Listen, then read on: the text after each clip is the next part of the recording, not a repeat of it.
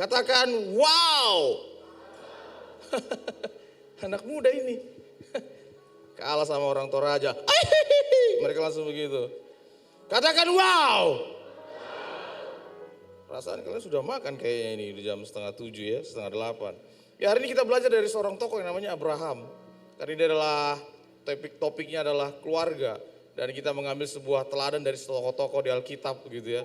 Dan tadi saya sudah berbicara sedikit tentang Abraham di sesi ibadah yang ketiga. Dan ini saya lihat banyak sekali anak muda hari ini. Jadi saya akan tambahkan sedikit yang tidak saya tambah, yang ada di ibadah 3 sebelumnya gitu. Karena ini menyangkut generasi muda. Yang pertama adalah waktu engkau ketemu dengan Abraham, maka engkau berhadapan dengan panggilan Tuhan. Katakan. Hah? Ada orang nggak ya di sini? Kejadian 12 ayat yang pertama. Coba kita lihat dulu sebentar. Timekeepernya sudah jalan. Katanya boleh lebih sedikit, katanya Bu Gembala. Kata karena ibadah terakhir katanya Pak Surya boleh lebih-lebih lah sedikit. Sedikitnya saya nggak tahu, mungkin 5 menit atau 10 menit. Saya boleh keyboard, siapkan 2 lagu saya. Siapa keyboardnya supaya nanti nggak itu lagi. Supaya kita cepat nantinya. Allah berfirman, Kejadian 12 ayat yang pertama. Ini pertama kali Allah memanggil Abraham. Katakan memanggil. Siapa yang sudah dipanggil Tuhan? Hah? Malu-malu. Siapa yang sudah punya panggilan? Siapa yang sudah punya pacar? Nanti pacarnya lagi dilihat di atas, nggak ngaku deh ya. Siapa yang mau menikah?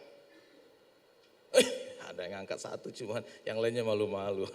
Berfirmanlah Tuhan kepada Abraham, Kejadian 12 yang pertama, pergilah dari negerimu dan dari sanak saudaramu dan dari rumah bapamu ini ke negeri yang akan kutunjukkan kepadamu. Katakan pergi. Coba tunjuk kiri kanannya, pergi. Jangan pergi dari sini maksudnya. Ayat 2, aku akan membuat engkau menjadi bangsa yang besar. Promise, janji, katakan janji. Saya mau tanya, apakah kalian sudah dapat janji Tuhan? Jangan cuma mikirin janji nikah. Kapan saya ingin ngucapin janji nikah ya? Please, generasi zaman now itu kayak gampang sekali begitu. Dilihat umurnya 25, Tuhan, gemetar kakinya. Kira-kira aku laku gak ya? Nanti kita lihat apa kata Alkitab. Tuhan, kira-kira aku bisa ngucapin janji nikah gak sih? Sama si itu. Sebelum Anda masuk dalam pernikahan, Anda harus punya janji dalam dirimu dengan Tuhan. Katakan janji Tuhan. Sekali lagi saya mau tanya, Anda gak perlu jawab, tapi dalam hatimu saja. Adakah engkau sudah mendapatkan janji Tuhan dalam hidupmu? Kalau engkau belum mendapatkan janji Tuhan, hidupmu gak ada arah. Hidupmu gak ada tujuan. Hidupmu cuman ikut-ikutan. Kalau trennya lagi begini, kita ikut. Kalau trennya lagi begini, kita ikut. Tapi kalau engkau punya janji Tuhan, kau akan di-direction sama Tuhan. Kau akan dituntun sama Tuhan. Kau akan dibawa sama Tuhan ke tempat yang Tuhan inginkan. Di mana kau ada dengan Dia. Tapi kalau kau gak punya janji Tuhan dalam hidupmu, please, di sana lagi keren. Kita ke sana. Oh, di sana ada hamba Tuhan yang begini, kita ke sana. Tapi kalau kau punya janji Tuhan, Tuhan menuntun kau. Mau itu lembah katanya, mau itu kesukaan katanya, Tuhan akan tuntun terus. Sampai kepada panggilan puncaknya nanti. Jadi hari ini saya mau berkata kepada kita. Ketika Abraham dipanggil Tuhan. Abraham mendapatkan janji. Katakan janji. Mungkinkah 2 orang berjalan bersama-sama tanpa janjian? Tidak mungkin. Mungkinkah 2 orang makan bersama tanpa ada janjian? Susah, mungkin bisa saja kebetulan. Tapi kebanyakan kita berjalan bersama seseorang, itu karena kita sudah janjian. Jadi hari ini saya mau berkata, langkah pertama Anda, untuk Anda bisa seperti Abraham adalah, Anda harus dapatkan janji Tuhan. Coba angkat tangannya. Anak muda, angkat tanganmu, tangan kananmu. Aku minta janjimu Tuhan. Halo? Jangan lihat kirinya, aku minta janji nikah dengan kamu. Sebentar. Terus sekali lagi tolong angkat tangannya, di atas balkon juga. Hari ini Tuhan, aku minta janji-Mu turun atas hidupku. Supaya Kau arahkan. Amin. Tuhan kalau sudah berjanji, Dia akan mengarahkan kita kepada janji itu. Kecuali Anda tidak mau mengikuti Dia, kecuali Anda tidak mentaati Dia. Tapi percayalah, waktu Tuhan sudah berbicara kepada Anda, sekalipun engkau tidak mau mengikutinya, Tuhan punya cara untuk engkau mentaati Dia. Ada sebuah lagu berkata, Kau selalu punya cara untuk menolongku. Betul ya? Kau selalu punya jalan keajaiban-Mu. Kau dahsyat dalam segala perbuatan-Mu. Dan ku tenang di dalam tangan-Mu. Kalau Anda berontak terhadap Tuhan, Anda marah terhadap panggilan Tuhan, Tuhan punya cara untuk meremukkan kamu. Sebab Anda adalah ciptaan. Anda bukan pencipta. Anda harus mengikuti sang pencipta. Bukan mengikuti si pencipta mengikuti Anda. Please, Anda harus sadar, hai generasi muda. Hidupmu bukan milikmu. Hidupmu punya Tuhan. Tuhan menciptakan engkau dengan tujuannya. Bukan berkata begini, Tuhan tujuanku ini kau ikuti ya. Kau tolong aku ya ke tujuanku. Salah. Hidupmu punya Tuhan. Tujuan hidupmu Tuhan. Tujuan hidupmu bukan cuma merit. Tiba-tiba punya anak. Enggak. Ada yang lebih tinggi dari itu.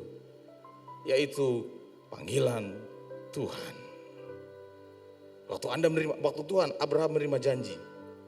Aku akan membuat engkau menjadi bangsa yang besar dan memberkati engkau serta membuat namamu masyhur dan engkau akan menjadi berkat. Aku akan memberkati orang-orang yang memberkati engkau dan mengutuk orang-orang yang mengutuk engkau. Dan olehmu semua kaum di muka bumi akan mendapat berkat. Karena siapa diberkati? Karena Abraham. Jadi Abraham, kalau saya jabarkan ini, kalau engkau mentaati perintahku, karena engkau bangsa di bumi aku berkati. Jadi anak muda di tempat ini, kalau engkau mentaati panggilan Tuhan, karena engkau palu diberkati. Karena engkau orang yang pakai begini jilbab, tiba-tiba ketemu Tuhan. Karena ketaatanmu.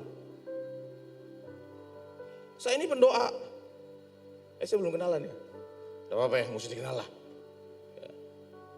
Saya pendoa, saya penjaga menara doa. Saya lahir dari doa, pelayanan saya lahir dari doa. Saya dibesarkan di doa, dididik di doa. Digembleng sama Tuhan di doa. Saudara tahu apa yang terjadi di doa waktu saya digembleng sama Tuhan? Waktu saya masih sangat-sangat muda sekali. Waktu unyu-unyu. Sekarang sudah ami-ami. Saudara saya berkata begini, sementara teman saya di atas mimbar begini. Hidupku ada di tangan. Saya di belakang sana berdoa. Nanti kalau selesai ibadah, kita ada evaluasi singkat.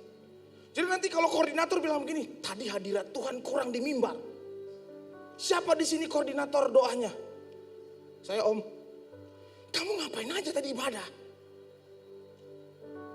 Sementara tadi ada dancer. Nanti itu, tadi lu jogetnya bagus banget. Kita di belakang layar. Sudah di belakang layar, nggak terkenal, nggak dikasih makan. Coba pemusik, dikasih makan nggak? Jangan bohong sama saya. 10 tahun saya full timer. Dikasih makan nggak? Pendoa nggak dikasih makan. Boleh tanya di Bandung, saya di Bandung. Saya waktu itu jadi di Bandung. Tahun 2000. Saya nggak dikasih makan. Air putih ada, puji Tuhan. PK, hah? PK, please, makan aja nggak dikasih. Kalau pemusik, absen ada. Oh, ini sekali 3 kali sebulan. Kring, masuk ke rekeningnya. Kalau kita, makasih ya atas doanya. 10 tahun. Saya punya potensi. Saya bisa nyanyi, sekalipun nggak profesional. Saya bisa main gitar, sekalipun nggak profesional. Saya bisa ngajar. Tapi Tuhan kurung saya. di ruangan doa 10 tahun. Hanya untuk dia mengarahkan saya kepada panggilan yang dia taruh di hati saya. Saya tahu saya punya panggilan, roh Tuhan ada padaku. Untuk aku memberitakan tahun rahmat Tuhan kepada orang-orang sakit, kepada orang miskin. Melepaskan orang yang terbelenggu katanya, itu firman Tuhan bagi saya. Tapi saya nggak tahu cara untuk sampai kepada firman itu. Saya harus dikurung 10 tahun di dalam doa. Saya nggak boleh berontak, begitu berontak saya terluka sama Tuhan. Bagaimana dengan Anda? Baru ditusuk dikit, baru disenggol dikit, bacok. Diomongin dikit. Bentar lu ya. Lu belum tahu gua. Saya diam 10 tahun. Saya berontak tapi gak berani keluar. Sampai hari ini, 2014, saya disuruh resign dari kota Bandung. Saya lebih ngeri lagi. Udah lama enak di menara, sudah dapat gaji, sudah dapat ini, sudah dapat itu. Tiba-tiba disuruh, Tuhan, sini waktunya kamu keluar.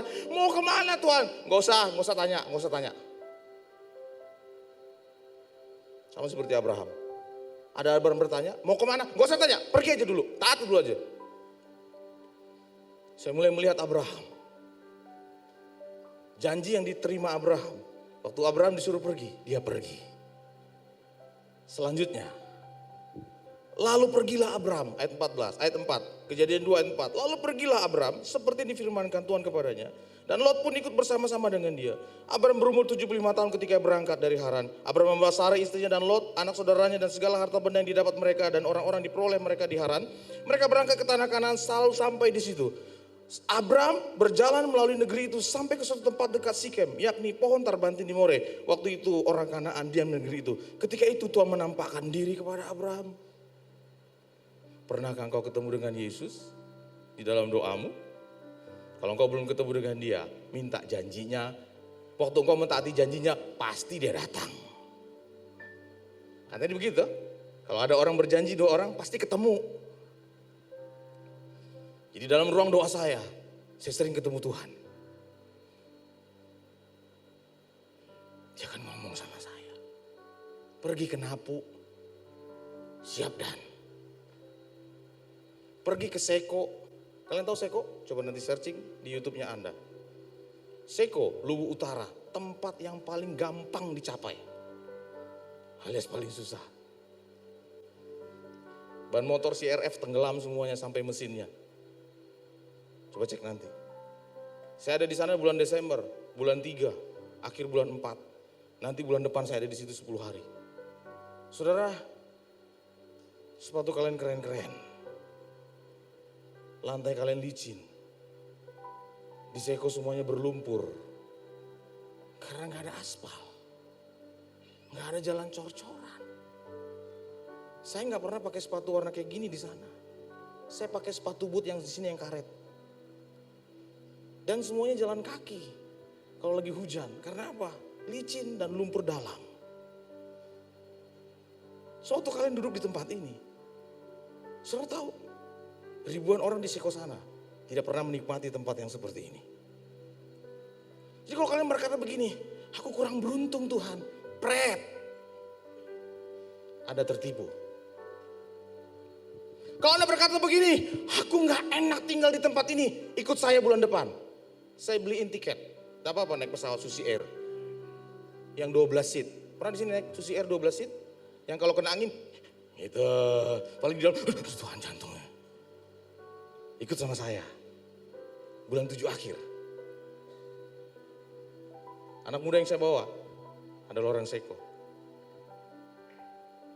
Karena dialah saya sampai di sana. Karena dia anak binaan saya. Jadi setiap anak binaan saya pengen ketemu papa mamanya. Saya pengen kenal sama papa mamanya. Sekalipun jantung berdebar-debar, tenaga gak ada. Saya gak bikin slide-nya. Mungkin nanti next time saya akan bikin videonya untuk kalian lihat. Betapa kalian beruntung tinggal di kota. Tapi persoalannya kalian gak punya panggilan. Kalian gak punya calling. Kalian gak punya perjanjian dengan Tuhan tinggal di kota ini. Sama, Anda juga sia-sia. Anda harus punya calling. Anda harus punya perjanjian dengan Tuhan secara pribadi. Supaya semua yang Tuhan kasih kenikmatan di sekelilingnya Anda, itu gak sia-sia. Tapi sesuatu yang membuat Anda menjadi berkat di kota ini. Amin. Kasih tepuk tangan dulu buat Tuhan. Kayaknya tegang banget. Sorry lah, penginjil kampung toh. Penginjil kampung ini baru pakai jas. Selama ini gak pernah. Apa adanya begitu. Pakai jaket tebal karena dingin sekali di sana di pegunungan. Saya sudah dari kota coy, Paris Van Java. Hey, Bandung itu Paris Van Java. Perempuannya gelis-gelis. Saya ditugaskan di Singapura, saya ditugaskan di Malaysia. Tapi waktu Tuhan panggil saya ke daerah, saya berkata sama dia, jadilah kehendakmu. Susah. Botol aqua kayak gini di sana susah dicari. Karena mahal harganya. Tiba-tiba kalian minum aqua bilang gini, kurang enak nih aqua. Datang ke Seko sama saya. Anda lihat, aqua warna putih, keruh. Bisa minum gak? Kompornya 2 mata, pakai kayu. Jadi kalau saya duduk di dapur, di kamar mereka, di ruangan mereka, semua baju saya bau asap. Wah, kalian kan keren-keren wangi-wangi, pasti saya cium wangi-wangi nanti nih. Pasti semua pakai parfum. Parfum di sana, asap. Kan pakai kompornya, kompor itu kayu, yang asap itu begitu ngumpul semuanya masuk sampai ruangan depan juga kena. Jadi kalau Anda anak muda di tempat ini gak bisa bersyukur dengan keadaan Anda hari ini. Saya mau katakan seperti yang Roma Irama katakan. Terlalu. Anda terlalu. Waktu Abraham menerima janji dari Tuhan. Waktu Abraham mentaati Tuhan. Tuhan menuntun dia. Kalau hari ini engkau tidak dapat tuntunan Tuhan. Kemungkinan gak ada janji Tuhan yang kau pegang. Kemungkinan gak ada panggilan Tuhan yang sedang engkau hidupi dan engkau jalani. Itu sebabnya Tuhan membiarkan engkau. Itu sebabnya Tuhan mengarahkan engkau kepada tempat-tempat yang selantas yang kau tidak ada. Supaya apa? Supaya ketika kau menghadapi masalah, kau berseru kembali kepada Tuhan. Kau panggil nama dia kembali. Dan Tuhan akan segera datang. Ini aku. Camkan baik-baik. Anda harus punya panggilan. Sama seperti Abraham. Punya panggilan. Dia punya janji dari Tuhan. Dan dia mulai berjalan di atas janji itu. Dia mulai berjalan untuk menuju kepada panggilan tadi. Dan di setiap perjalanannya Tuhan mengarahkan dia. Waktu Tuhan mengarahkan dia, Abraham kasih feedback. Waktu Tuhan mengarahkan Abraham, pergi ke sini, percayalah negeri ini akan jadi milikmu. Tuhan berkata seperti itu kepada Abraham. Abraham kasih feedback, dia bikin mesbah. Katakan mesbah. Anda tahu arti mesbah apa? Halo? Tempat pembakaran korban itu mesbah. Betul ya? Jadi kalau ada mesbah, coba-coba yang Chinese juga begitu loh. Mesbah sembahyang kan begitu juga. Ada foto engkongnya, ada foto encimnya di situ, ada mesbah. Di situ tempat bakar dupa. Di zaman perjanjian lama, di zamannya Abraham, di zaman penyembahan berhalanya, setiap ada mesbah, ada korban binatang yang dipotong. Besok ya, Idul Adha ya. Siapa tetangganya yang suka banyak-banyak suka bawain daging. Mas, ini mas, daging Idul Adha buat sate. Jadi setiap mesbah itu ada korbannya. Waktu Tuhan menampakkan diri kepada Abraham, Abraham berkata begini, aku harus kasih korban kepada Tuhanku. Karena senang banget dikunjungin Tuhan. Amin. Kalau Anda dapat lawatan Tuhan, cuma satu kata dia ngomong, wih hati kita itu enak banget. Plong. Pernah gak Anda lagi punya masalah, tiba-tiba ada bisikan di telinga kamu, aku mengasihimu. Kita langsung, iya Tuhan. Pernah gak ngalaminnya? Saya gak tahu, saya sering ngalaminnya. Gak tahu kalian ngalamin apa enggak. Di sini gak ada yang ngaku. Terus apa katanya ayat yang ketujuh. Ketika itu Tuhan menampakkan diri kepada Abraham dan berfirman, aku akan memberikan negeri ini kepada keturunanmu. Maka didirikannya di situ apa katanya? Mesbah bagi Tuhan yang telah menampakkan diri kepadanya. Turun lagi ke ayat 8. Kemudian ia pindah dari situ ke pegunungan di sebelah timur Betel. Ia memasang kemahnya dengan Betel di sebelah barat dan Ai di sebelah timur. Lalu ia mendirikan di situ mesbah bagi Tuhan dan memanggil nama Tuhan. Saudara, waktu Abraham dapat janji Tuhan, dia jaga janji ini tuh. Dia jaga janji ini dengan mesbah. Katakan mesbah. Jadi kalian gak bilang begini, aku dapat janji Tuhan. Janjinya apa? Aku akan diberkati. Tapi kita santai-santai saja. Nunggu sampai berkat-berkat itu turun. No. Waktu Anda terima perkataan Tuhan, waktu Anda terima firman Tuhan, Anda harus jaga di atas mesbah dirimu. Jadi kawal janji Tuhan di dalam mesbah. Mesbah zaman now adalah hubunganmu pribadi dengan Tuhan. Jadi kalau kau dapat janji Tuhan, maka kau jaga. Kau akan bersekutu dengan dia, selalu bersekutu dengan dia. Karena apa? Karena Tuhan akan mengarahkan kita kepada janjinya. Bukan kita yang tiba-tiba ujuk-ujuk di bawah Tuhan. Enggak, bersama-sama dengan Tuhan. Tuhan akan mengarahkan kita kepada janjinya tadi. Bangun mesbah. Baru saya bilang bangun mesbah artinya bangun hubungan. Kekayaan orang Kristen yang sebenarnya adalah hubungan. Katakan hubungan. Anda nggak mungkin sampai ke sorga kalau nggak ada hubungan dengan pemilik sorga. Bukan karena kekayaannya Anda, kesuksesannya Anda, kehebatannya Anda, banyaknya Anda menginjil dan pelayanan, tapi Anda nggak punya hubungan dengan Tuhan secara pribadi, Anda tidak sampai ke sorga. Hubungannya Anda dengan Tuhan adalah kekayaan yang sesungguhnya. Itu sebabnya Abraham mempraktekkan mesbah. Bagian terbaik daripada seorang iman Abraham adalah mesbah. Dia selalu membangun mesbah kemanapun dia pergi. Pindah kota selalu didirikan mesbah. Kita lihat mesbah selanjutnya ayat yang ke-13. Kejadian 13 ayat 1. Maka berpergilah Abraham dari Mesir ke tanah Negeb dengan istrinya dan segala kepunyaannya. Dan Lot pun bersama-sama dengan dia. Adapun Abraham sangat kaya banyak ternak, perak dan emasnya. Ia berjalan dari tempat persinggahan ke tempat persinggahan. Dari tanah Negeb sampai dekat Betel. Di mana kemahnya mula-mula berdiri antara Betel dan Ai. Ke tempat mesbah yang dibuatnya dahulu. Di sana, disitulah Abraham memanggil nama Tuhan. Saudara cek daripada mesbah ini yang ketiga dia datang. Tidak ada korban di atas mesbahnya Abraham. Ada di situ disebutkan korban? Tidak ada. Cuma dikasih tahu, dia bangun mesbah, dia panggil nama Tuhan. Dia bangun mesbah, dia panggil nama Tuhan. Dia pergi kemana, dia balik lagi, dia lihat lagi mesbah di situ, dia panggil nama Tuhan. Ada korbannya di atas? Tidak ada.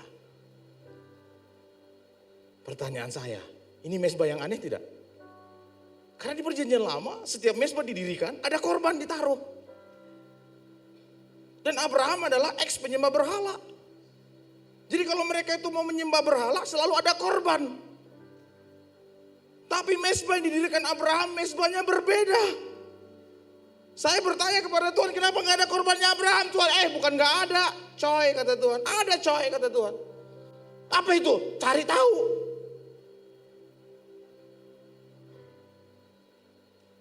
Empat kali saya ngeliat korbannya Abraham, mesbahnya Abraham. Tidak ada empat-empatnya korban di atasnya. Kalau saya nanti turun ke bawah lagi, ayat yang ke-18, coba kita lihat. Kejadian 13 ayat 18. Sesudah itu Abraham memindahkan kemahnya dan menetap dekat pohon-pohon terbanti di Mamre, dekat Hebron. Lalu didirikannya mesbah di situ bagi Tuhan. Nggak ada korban di atasnya. Saya bilang, benar nggak ada korbannya Tuhan? Ada, kata Tuhan. Cari tahu. Saya mulai tanya sama Tuhan. Nggak cepat-cepat Tuhan singkapkan. Lambat Tuhan singkapkan, berbulan-bulan pada waktu itu. Saya ingat sekali pada waktu itu. Singkat cerita, waktu saya membaca kitab Roma 1, 2, 3, 4, 5, 6. Sampai di Roma 12, tolong slide-nya Roma 12. Mari kita baca bersama-sama. 1, 2 ya. Karena itu saudara-saudaraku, demi kemurahan Allah, aku menasihatkan kamu supaya kamu mempersembahkan tubuhmu sebagai persembahan yang hidup, yang kudus, yang berkenan kepada Allah. Itu adalah. Waktu saya merenungkan ayat ini, tiba-tiba Tuhan bilang begini, itulah korban Abraham.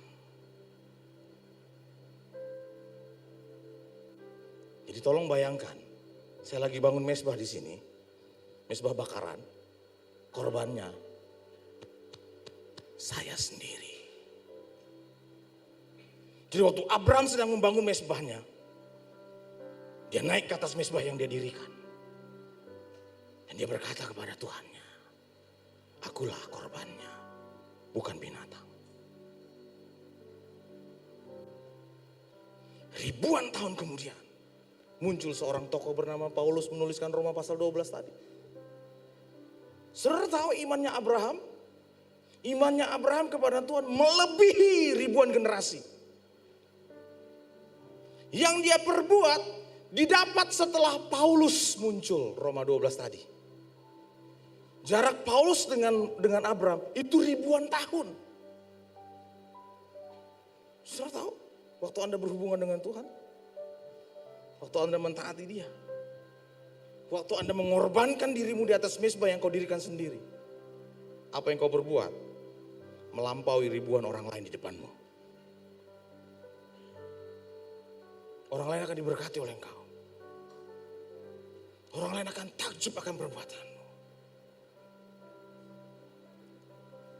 Saya waktu pertama kali panggil Tuhan ada satu lagu lama. Ku berikan hatiku dan jiwaku. Saya masih ingat lagu ini yang lawas. Semuanya bagimu. Itu nangis. Karena waktu itu kita belum mengerti. Tapi Abraham sudah melakukannya.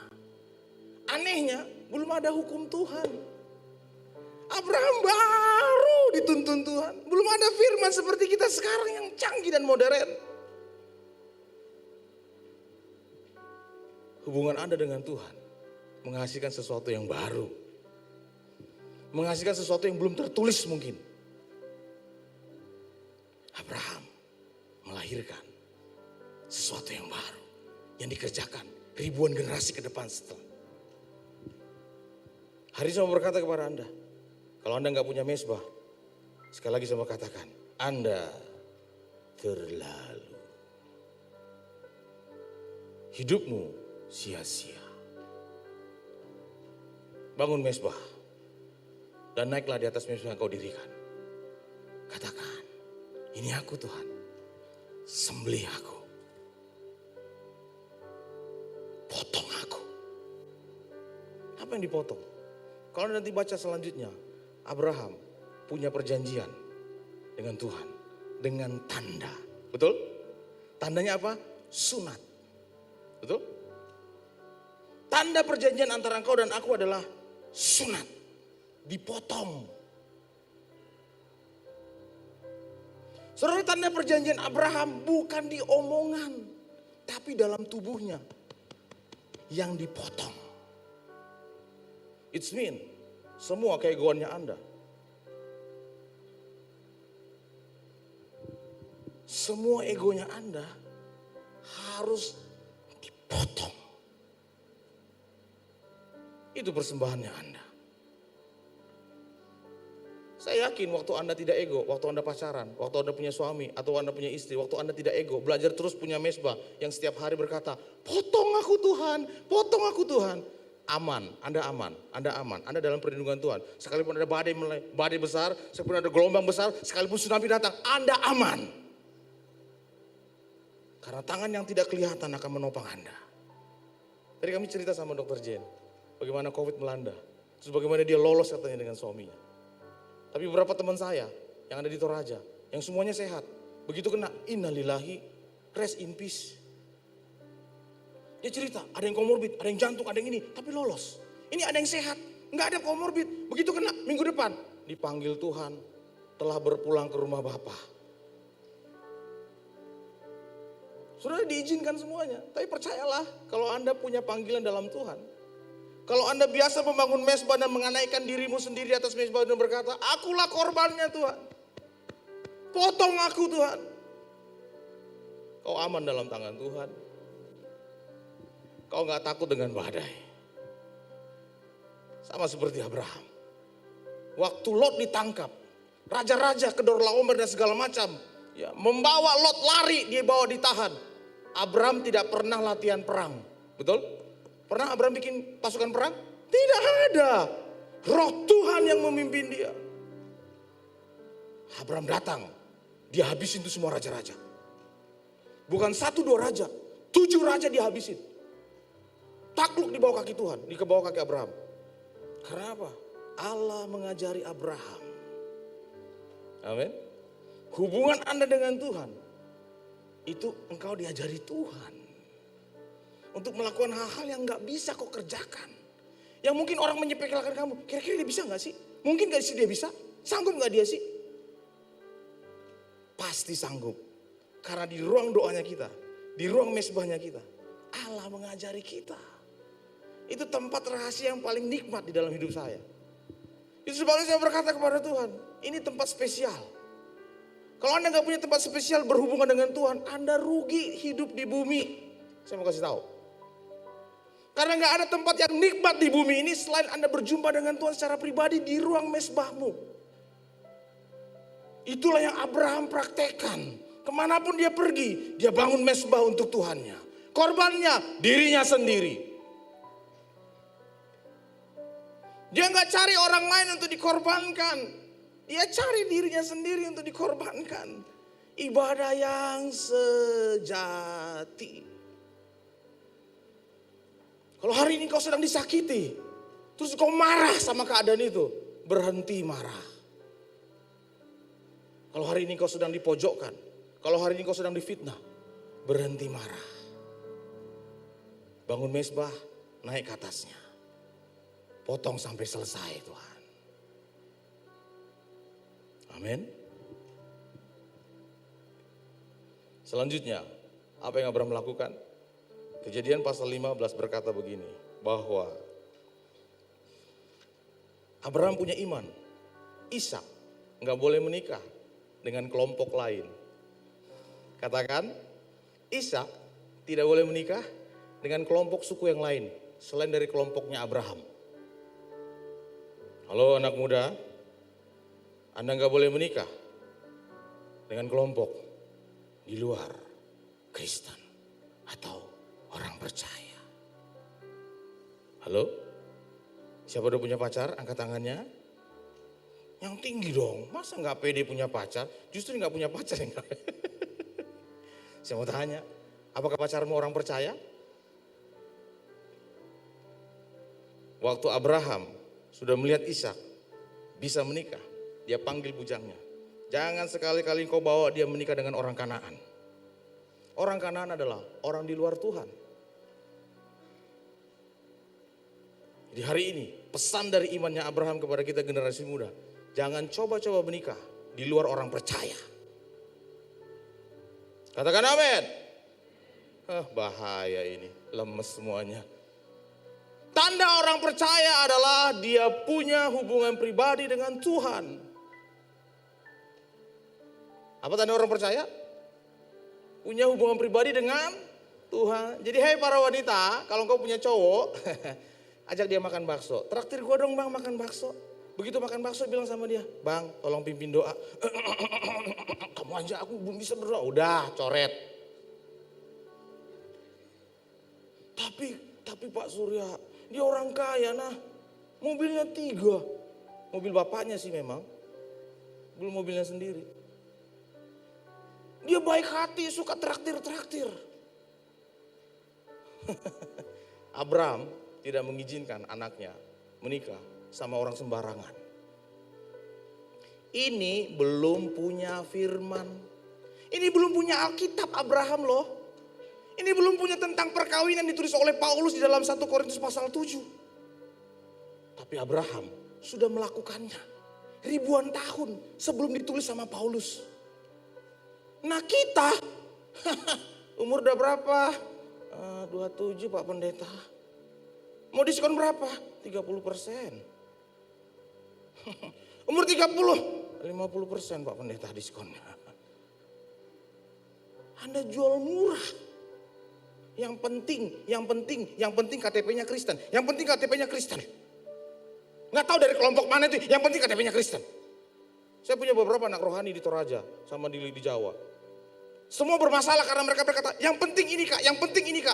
Nggak penting itu saya bilang, yang penting orang percaya saya bilang. Bukan KTP-nya Kristen.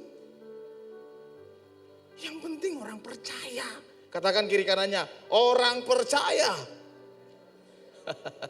Orang percaya dia selalu belajar berdoa. Dia belajar berhubungan dengan Tuhannya. Itu orang percaya. Karena apa? Dia diajarin untuk berhubungan dengan Tuhan. Itu orang percaya. Tapi kalau orang Kristen, KTP, status keluarga, bapaknya Kristen, anaknya Kristen. Belum tentu diajari beribadah. Tapi kalau orang percaya, pasti diajarin beribadah. Seperti yang sekarang ini. Kalau engkau orang percaya, kau harus beribadah. Amin. Waktu saya habis nih, saya tambah 5 menit ya. Jadi camkan baik-baik. Kalau engkau sudah pacaran hari ini, ternyata nggak qualified, bukan orang percaya. Bang, maaf ya bang ya.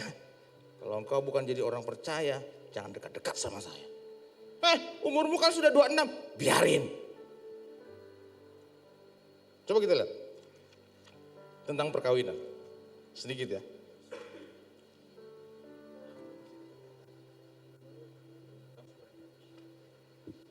Coba kita lihat tentang perkawinan. 1 Korintus pasal yang ke-7.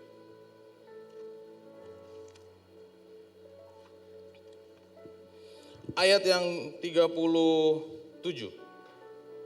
Atau ayat yang ke-38. 1 Korintus 7 ayat 38. Coba. 1 Korintus 7 ayat 38. Jadi orang yang kawin dengan gadisnya, apa katanya? Berbuat baik. Dan orang yang tidak kawin dengan gadisnya,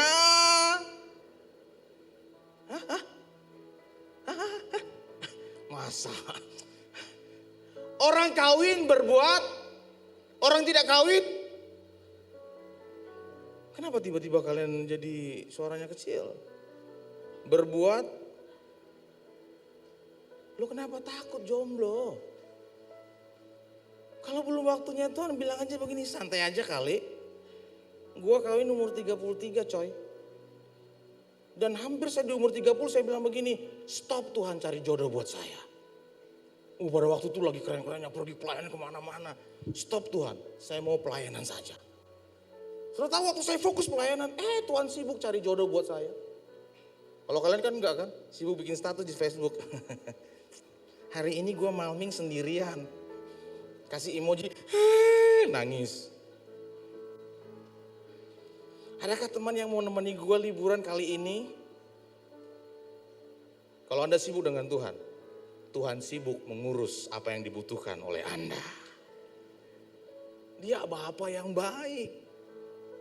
Waktu Adam diciptakan di Taman Eden, dia cari-cari, kira-kira mana manusia? Ini monyet, anjing, kuda. Gak ada yang mirip dia.